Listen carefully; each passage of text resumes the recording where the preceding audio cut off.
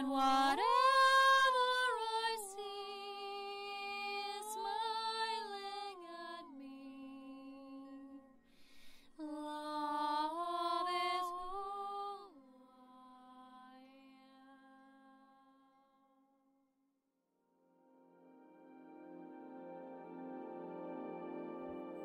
So hello there, beloved Ascension pioneers, and welcome to this video presentation with me, where I will be talking about the Atlantean timeline and the cycles of illumination. So today I was sitting here by the lake and I received a beautiful automatic writing about the nature of this project, and I wish to present it to you with a little bit of the overview, with the mountains in the back, because for me mountains always represent this highest consciousness, right? And this will be in my book. This will all go into the third volume of the Tantric of the Seed of Life in the Illumined Unions, which I will start to write very soon. I have a lot of material prepared already. But today, let us go a little deeper into the nature of this subject. The first thing I wish to say, and I'm called to say, is that the experiment of Atlantis isn't always properly understood with us humans. We have to know that within the grand cycle of creation, which we're all playing out, as individuals, and it's playing out in the bigger, scheme of things, there's many microcycles or many different penetrations into that creation happening simultaneously. That's why not all of us will vibe at the same rate, and that we won't always, kind of like intermingle like we do with others, because we're not belonging to the same creation experiment. That is because the nature of this circle that represents the whole and this whole cosmic experience is being penetrated simultaneously to different various perspectives. And one of these perspectives is the so-called Atlantean perspective. But when we say Atlantean, this only relates to the physical earthly experience, because it's actually a galactic experiment. The Atlantean experiment, when we talk about it in terms of its galactic proportion, is called something else, and it always has been the Illumined project. It's been a project of illumination within which the highest orders of light could be available for the susceptible students of light, for those in the training to be initiates of light in their own priesthood.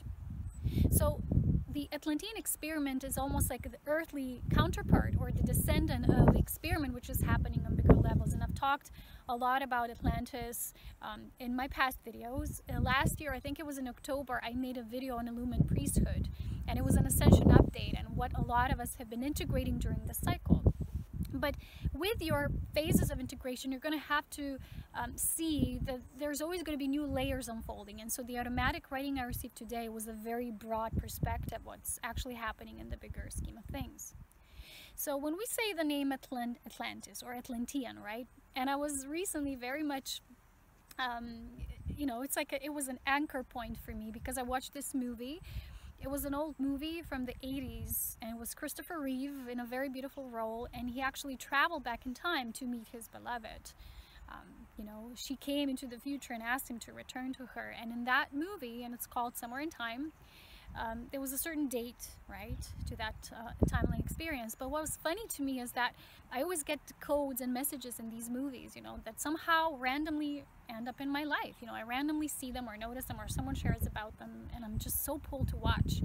And with this movie, I was just so pulled to watch, I couldn't sleep before I really got the movie, and I had to literally buy it on YouTube to, have it available.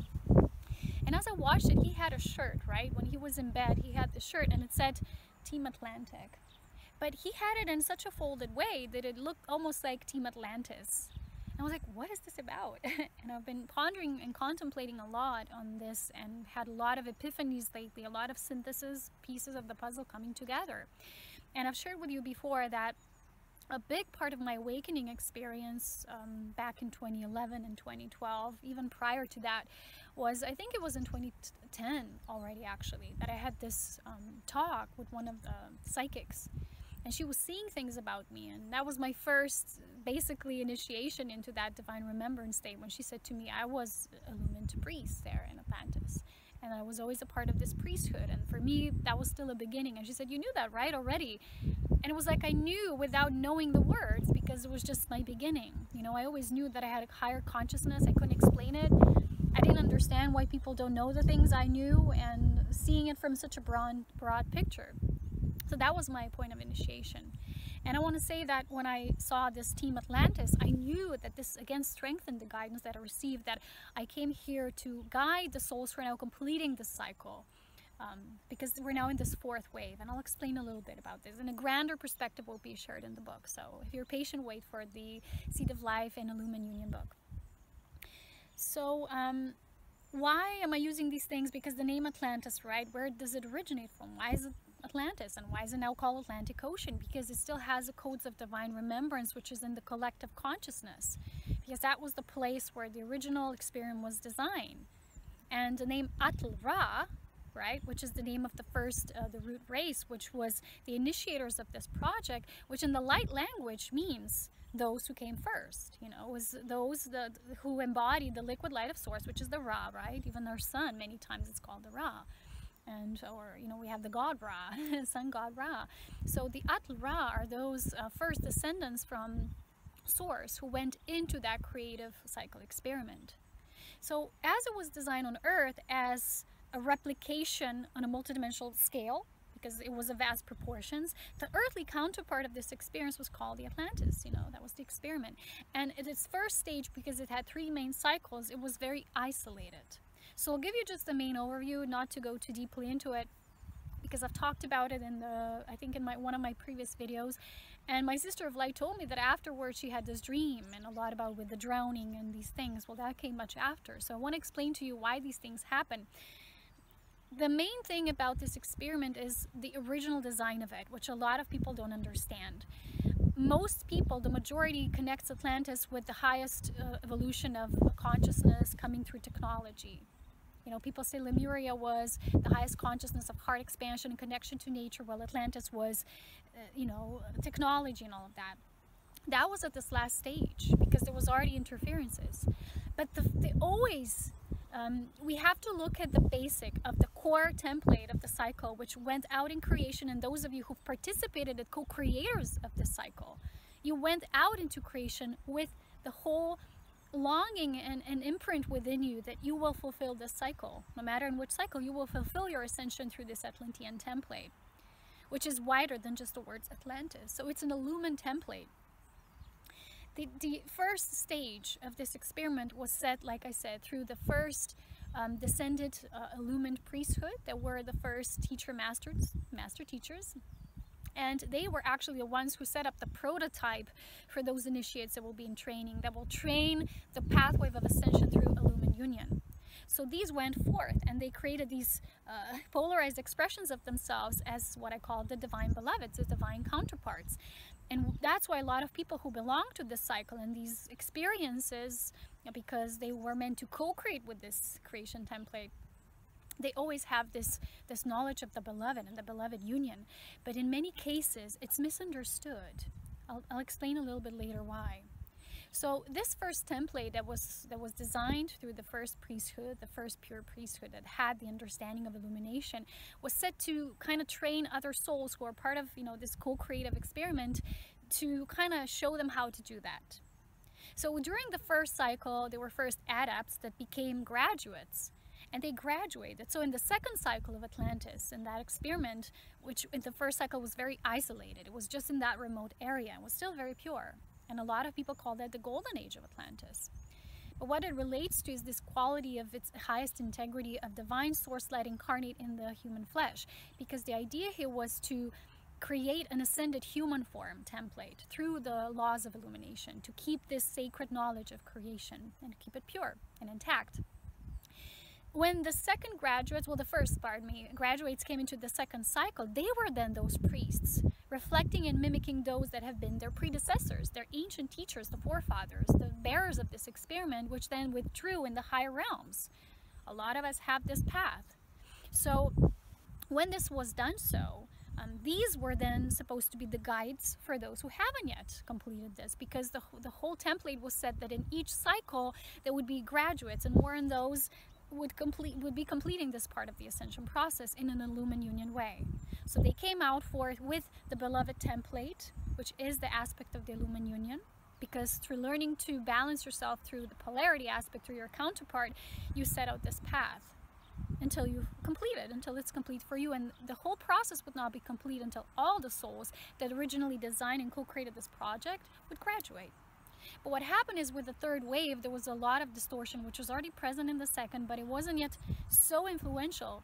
At the third level, it was, you know, because I told you there's other cycles. Imagine that as intertwining circles that became enmeshed with the experience. So what started happening was that darkness and the fallen ones, who were priests in their own way, but they had a partial understanding of illumination, and we still call them Illuminati. Because they do have it, but this is partial because they use this knowledge aspect of it only. It's not through the higher heart, and it's not yet they're fully understood within the full illumination. So they use it for control, self-agendas, and to, you know, self-aggrandize over this aspect of power and false sense of control that creates separation. So the fallen aspect, a lot of people say, well, humanity is fallen. That's not entirely true, because there are certain souls or soul aspects that have never fallen. They've always remained the purity. They've always remained in the integrity, which happens through integration. But in the third cycle, because it was already so enmeshed, there was so much intertwining happening with those who had other creation cycles and other experiments of their own, it started to interfere, and it was no longer an isolated experiment or experience. So those that were not yet fully adapt, and they did not yet have full discernment and integrity built within them, because they were still graduating, they were not yet graduated, they have fallen for the manipulation schemes and tactics of the fallen ones that had their own timeline and agenda. So what happened was, as you know, the experiment was in a way set out to failure. But I told you, creation cycles never end, and you know, that's it, and there it's an ending. What happened, it was just partially, temporarily put on hold. So it was terminated, and we knew that as the great cataclysm or the great flood. You know, many people have memory of that. And what these souls did, because they have made many mistakes when they, you know, they allowed the manipulation control schemes of the knowledge and vast technology, because that's what these dark ones had, and that's what they were offering. So they were misguided in that direction. You know, it's kind of like forgetting the main project, and there were those who stayed pure, and those are still, in a way, wanting to recreate this experiment now, because they want to also graduate and, you know, finish this process, which is now the fourth wave, and this is lived out now. So because of this, what happened was that those that have graduated, those that have ascended, came back to assist those that are so eagerly calling out for this assistance now, for this intervention to finish their own cycle. And that's why in the previous video I told you the cycle is not yet complete, it's not yet finished. And those of us who are coming back as guides, as the original priesthood even, we're here to help assimilate those that need to be in their own state of divine remembrance, so they could do their mission. They could remember. But it's not for everyone, because when you look at the nature of people, they're not all there. They're not all interested in this higher knowledge, and they're usually those that are not a part of this cycle. They're not a part of the training through illumination. And that's why my third book, which will be the most essential key, you know, framework of what I'm doing here on this planet, is going to be about divine illuminations. So as a part of this fourth wave, and it is pretty wavy now, pretty windy, is so important now. And I'll tell you why. It's because for a lot of souls who had this longing, because of the mistakes of the certain beings who were not following their highest integrity at that point, it also affected those pure ones who wanted to graduate. So it's almost like you're in a class, right? And you're in a classroom, and there's bad, naughty students who are continuously disrupting the teacher. You know, I had that a lot in my school. And there's those good ones, and we all want to learn, and we want to have communion, and we want to be in community, and we want to share and interact and interchange. And there's always someone disrupting. So that's how it was like. So at this cycle, because many of these souls who made these mistakes, they had to reincarnate, and also those that didn't, but they also were affected by this process. So they also started their reincarnation cycle after the fall. And knowledge went to sleep. Project was partially terminated until the divine decree set out for it, that it said now is the time to start culminating the rise of the fourth cycle, and we called it the Atlantis rising, or the reawakening. But it's never been fully asleep. It's always been happening in the spirit planes, and a lot of us who've been having the ascended experience, we've come always from the ascended experience, we came here back to be the volunteer guides for those who are now so eagerly calling out because they feel this is their final completion stage at this time in the cycle. And it's not something you do in just a few years. A lot of souls will have to really reevaluate their mistakes. They're going to have to see where they have these points of non-integrity. There's also a lot of souls, I have to tell you that specifically, we came in with these divine counterparts, and a lot of people confuse that for the modern term twin flames, which is not in many cases described as in what was originally designed. These divine directive mirrors, because we've polarized that experience so we could have that played out. And many times that term is mistaken for something that's karmic nature. And a lot of these souls, they don't understand that because they have forgotten and they're using that word in the wrong term. The twinning nature, the divine counterparts was never meant to come from separation. I hear a lot of people saying, well, my beloved or my twin is this teacher and he's this spiritual guru and but they're never together, right? Because that's coming from a fallen, separate perspective, and there's a lot of illusion in those people, even some very light, beautiful beings, but they're being fooled. And I know a few, and they're being fooled into this because they still base their template through separation, which is, I'm this student and my divine beloved is this guru and teacher. They have this upper, perspective upon them.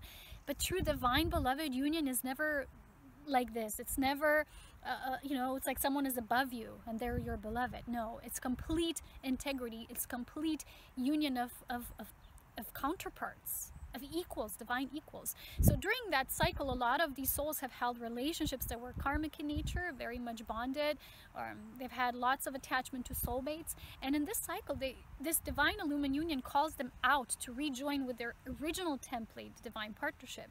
But a lot of them won't want to give that up, what they have. I have this family, I have this, they need to live their their lives fully out. And that's okay. But what is set out for this experiment, for your completion, you have to return to your illumined knowing. You have to return to the knowledge of your true counterpart, which happens through knowing you, yourself, as the whole of you. So that was the design. That's happening for the fourth stage now. And why is it now no longer an isolated experiment, but it's happening throughout the planet, is because these souls have been incarnating throughout the planet, and they're staged and they're sequenced all over the planet. And that's why the volunteer souls who came here now primarily are moving through these various planes of reality on Earth. So it's different experiences, and we might be separated by distance, but this is a one cohesive experiment, which is not like, okay, I ran the circle, bye guys. You don't leave and leave behind.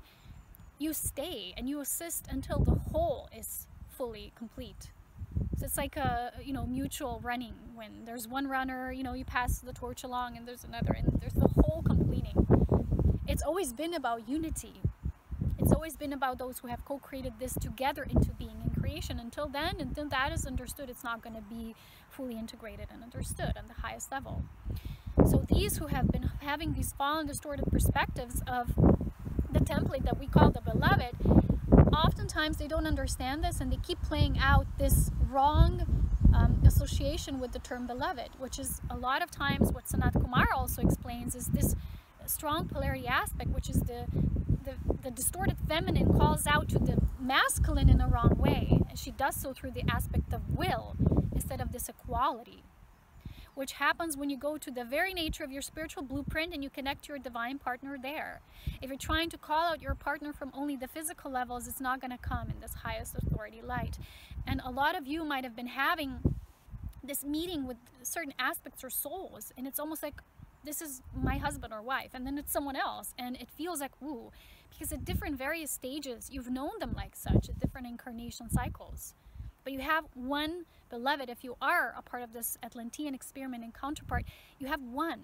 It was your primary template through which you came into, you thrusted into being together, and that's what a lot of people mistaking for the twin flame. But it was a part of the experiment. Your soul is always whole as yourself. You are your truest you. But it was for the nature of this creation experience, it was polarized in that way. And a lot of people still don't know what it is, or they confuse it, and you think, that's it.